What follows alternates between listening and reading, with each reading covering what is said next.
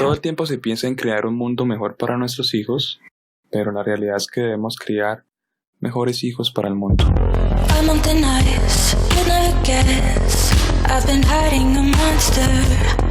Hola a todos, soy Alex González y soy la voz de este episodio del podcast del Mundo Ecológico. La acumulación de desechos es innecesaria y aunque la sociedad no recicle, eso ya es un problema grave, porque el problema ya es grande y aún así la sociedad no aporta en gran medida. Y estas herramientas son importantes utilizarlas porque permiten disminuir un poco los impactos que pueden tener este tipo de cuestiones. Y la basura es innecesaria, realmente innecesaria, porque no nos genera beneficios, nos genera son problemas. Y ya verán por qué. Los problemas más comunes están relacionados con el transporte. Primero tenemos que transportarlo. Tenemos que transportar esa basura generando gases contaminantes debido a la combustión por estos vehículos. La acumulación de estos desechos en terrenos nos hace perder zonas y zonas que podrían ser aprovechadas en otras cuestiones. Por ejemplo, una reserva forestal, por ejemplo, para hábitat, para nosotros vivir, para hacer apartamentos, casas, cuestiones de ese tipo. El otro problema es que en los rellenos sanitarios se producen líquidos tóxicos. También hay malos olores, hay gases contaminantes y incluso hay derrumbes. Hace unos meses hubo un derrumbe en el relleno de Doña Juana, que sirve a la ciudad de Bogotá, en la cual se vieron involucradas 80.000 toneladas de estos residuos. Según indica la noticia, el derrumbe se dio por un manejo inadecuado de los residuos orgánicos. Entonces esto es un gran problema porque como saben, los residuos orgánicos pueden ser utilizados como compostaje. Entonces, incluso aparte del reciclaje, pues ya tenemos dos herramientas más, que es reciclar y también compostar los residuos que son orgánicos. Hay otras herramientas mucho más que las iré nombrando a medida que hable en este podcast y las vamos a ir conociendo y que son quizás muy comunes y que ya las han escuchado, pero también quiero dar un punto de vista propio. Hay un gran porcentaje de la gente que no utiliza las herramientas, como ya lo mencioné, pero hay una cuestión aún adicional a esto que se suma a este problema de la sociedad que no usa o que no utiliza estas herramientas, y es que las empresas no están poniendo las cosas más fáciles, están poniendo las cosas más difíciles. ¿Por qué digo que más difíciles? Porque ellas son las encargadas de generar productos y son las que directamente deciden cómo se genera ese producto, cómo se produce, cómo se transporta, cómo se diseña. Y en cada una de esas etapas siempre hay errores que pueden mejorarse. Por ejemplo, hablemos de un producto específico. En este momento tengo 4 ejemplos que son muy comunes y que todos pueden percibir muy fácilmente. El primer ejemplo es un empaque que todos conocemos, en el cual se depositan los líquidos, por ejemplo son leches o jugos, se depositan en estos empaques. Este empaque está compuesto por diferentes capas. Entre las capas está el papel, el aluminio, el plástico, y esas capas compactadas son muy complicadas de separar después de usar este producto. Entonces es ahí donde influye un poco ese gran problema del diseño y la producción y la fabricación de estos productos.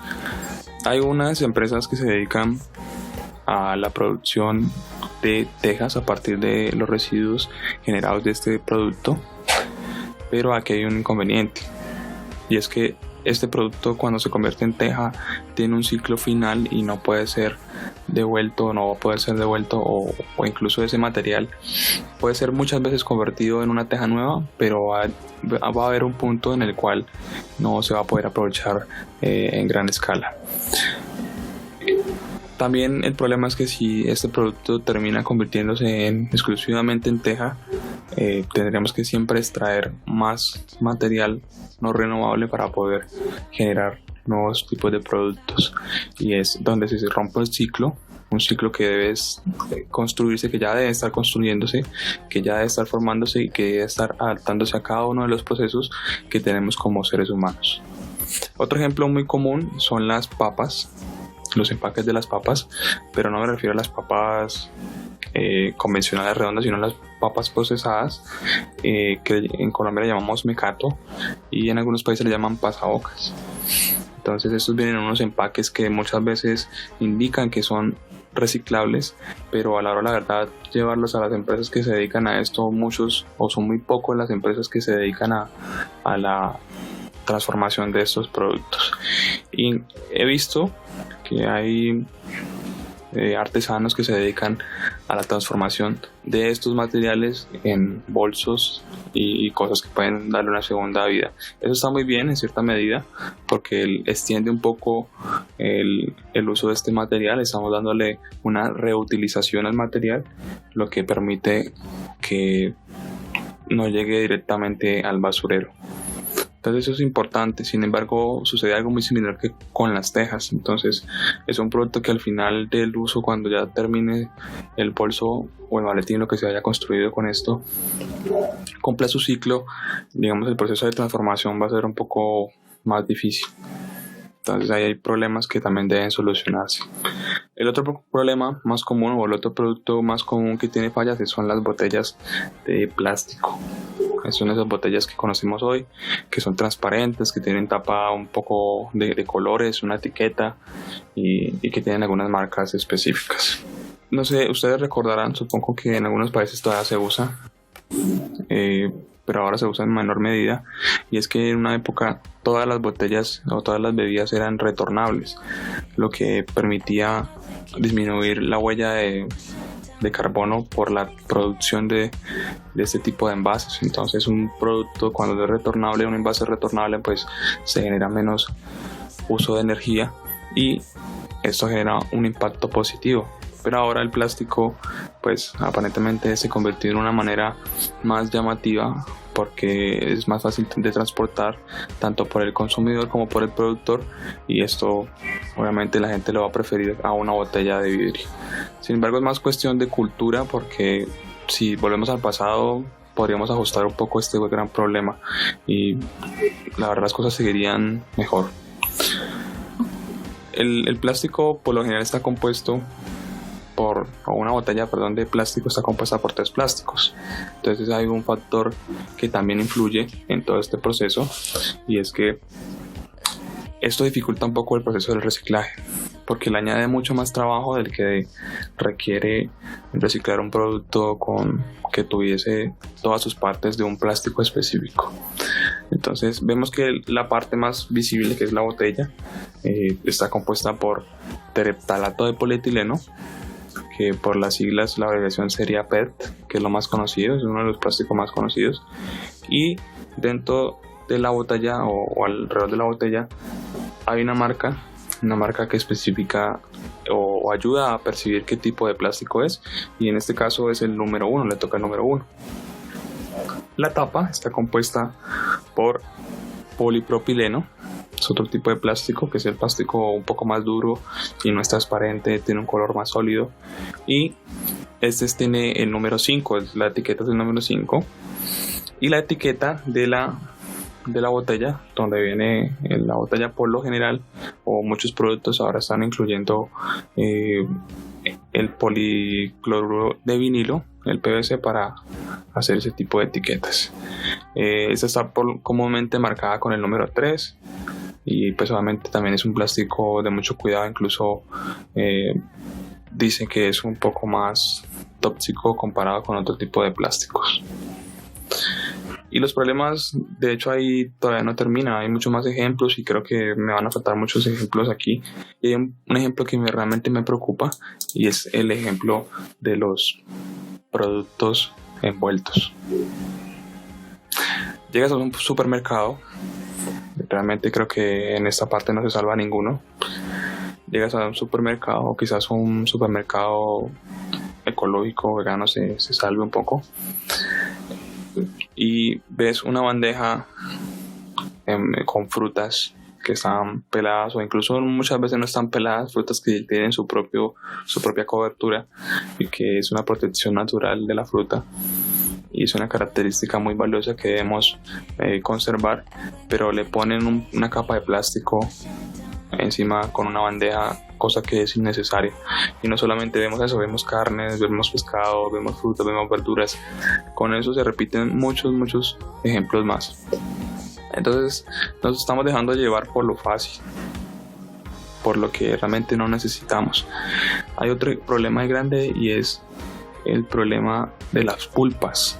Las pulpas se venden mucho, aparentemente por ahorrarle tiempo al consumidor, pero esto es una estrategia para aumentar el precio de la fruta. Y realmente es valioso el tema de que extraen la fruta y te queda solamente la pulpa, pero es perjudicial el tema del plástico. Se genera mucho plástico que el último termina en un basurero, termina en las calles, termina en los océanos, y en los océanos ya sabemos cómo es el cuento un poco, y termina convirtiéndose en microplástico, que a la última termina siendo, incluso como ya lo han demostrado algunos estudios, termina siendo de nuestro propio alimento. Hay otro problema también que menciona mucho, que se conoce mucho, y es el problema de los productos innecesarios.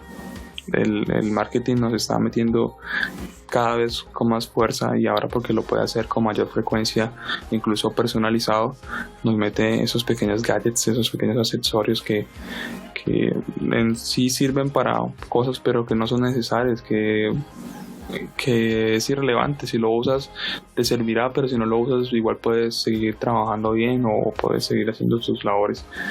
Y esto pues incluye varios problemas, entre ellos hay problemas sociales muy arraigados, y es que si estos productos tienen un valor que no representa todo el esfuerzo que se ha incluido en la fabricación, entonces ahí se ve incluido un proceso de explotación laboral.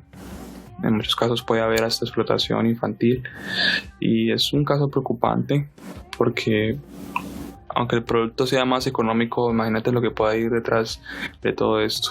Incluso puede haber minería ilegal, cosas que te generan gran impacto.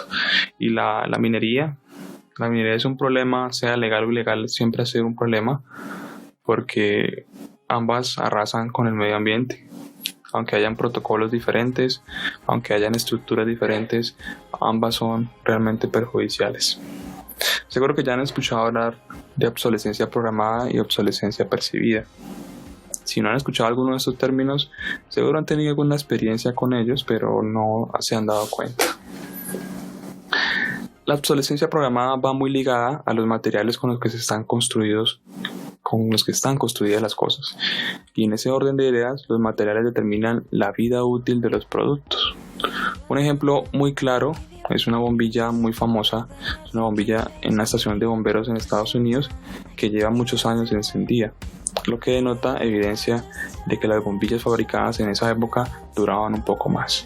Pero como el negocio era siempre la venta, o siempre ha sido la venta, las compañías se enfocaron más en las ventas que en crear productos con una calidad mayor. Crear productos con tiempo fijo establecido, ese fue el punto en el cual se dieron cuenta que iba a ser el máximo negocio. Y aquí hay unos detractores que indican que es posible que la bombilla permanezca mucho más tiempo, haya durado mucho más tiempo porque siempre ha estado encendida. Y otros indican, o según los estudios indican, que esta bombilla está compuesta de una fibra de mucho más calibre que una bombilla convencional, entonces por eso la durabilidad es mucho mayor. Aunque hoy es mucho más fuerte que nunca la comunicación y la información del manejo adecuado de los residuos llegue a las personas, seguimos siendo inconsistentes. Sabemos que muchos de los residuos que llamamos basura son aprovechables. Sabemos que en nuestras casas las basuras están compuestas por materiales orgánicos y materiales reciclables, y en otros casos hay incluso desechos electrónicos que tienen una clasificación adicional, o hay también desechos especiales. Quizás en este punto de tu vida las cosas no te parezcan tan preocupantes. Tal vez sea porque no hay una evidencia tan visible para ti, o no hay una evidencia tan directa que no te esté tocando este problema tan directamente. Así que para mostrarte un poco, quiero indicarte un tanto las cifras en el país, en Colombia, y también las cifras a nivel mundial. El Ministerio de Ambiente de Colombia indica que en el país se producen 12 millones de toneladas de basura al año, y en promedio tan solo el 17% de estos residuos son reciclados. Detallando un poco la cifra anterior, se indica que 24 kilos de plástico se producen también por personas al año, y que de esos 24 kilos el 56% es plástico de un solo uso. En Colombia hay un proyecto que indica que durante o hay un periodo de transición en el cual deben dejarse de usar estos plásticos de un solo uso, como son los pitillos, los vasos desechables, los cubiertos desechables, los platos desechables y otros utensilios desechables que terminan en vertederos y rellenos sanitarios, en fuentes hídricas, contaminando el océano, los ríos, hasta la tierra. Y pues que eso es un tema muy importante que podría hablar en otro episodio. Las cifras a nivel mundial pues tampoco son muy alentadoras. En el mundo se producen 2.100 millones de toneladas de basura al año y tan solo el 16% de estos residuos llega a ser reciclado. Seguramente esto ya lo sabías de memoria, que la basura es reciclable, que eso es un problema grande, pero es necesario enfatizar en lo práctico que puede llegar a ser el tratamiento de los residuos. En nuestros residuos manejamos varios tipos de residuos que se encuentran: los orgánicos, los reciclables y los residuos de tratamiento especial. En los orgánicos son alimentos, el reciclaje puede ser papel, cartón, metales, vidrio, plástico. Tratamiento especial tenemos medicamentos, tecnología, residuos tecnológicos, residuos biológicos. Y básicamente la idea es que estas categorías no sean mezcladas y que en cada categoría pueden haber incluso subcategorías para clasificación. Por ejemplo, hay un problema grande que son los aceites. Los aceites de cocina muchas veces terminan en los desagües, lo que claramente es un problema porque esos aceites pueden contaminar grandes cantidades de líquidos. ¿Por qué pueden ser contaminantes de grandes cantidades? Porque el agua y el aceite no se mezclan. Entonces hay un inconveniente. El aceite siempre va a quedar en la parte superficial de las aguas, lo que genera una capa superficial que no va a permitir un intercambio natural entre el agua y la atmósfera, que es el intercambio de oxígeno. Entonces va a haber una deficiencia de oxígeno, por ende va a haber una muerte de muchas especies que dependen del oxígeno, y esas especies incluso son especies que se dedican a la limpieza y a la pureza del agua. Entonces muchas veces el agua también va a deteriorarse y va a empezar a adquirir ese olor particular de huevo podrido que muchos conocemos. Sin duda hay muchos detalles que se me van a escapar aquí que no pude haber mencionado, como el transporte, las emisiones contaminantes y muchas otras cosas más al detalle que quizás se puedan incluir en otro episodio, y la descomposición de la basura en los vertederos. También mencioné algo muy sutil, los microplásticos, que dije que lo iba a hablar en otro episodio, y estos temas los puede tratar en otro episodio. Quiero invitarlos a dejar siempre un comentario en la red social o en el sitio donde lo estén escuchando este podcast, para saber qué les pareció el episodio, qué creen que pudo haber faltado, aportes para todos. Eso sí, siempre bajo el respeto. Voy a tomar todos los comentarios de la mejor manera y trataré de responder todos los comentarios que pueda. Y bueno, esto es todo por el episodio. Recuerden que esto es el podcast de Mundo Ecológico.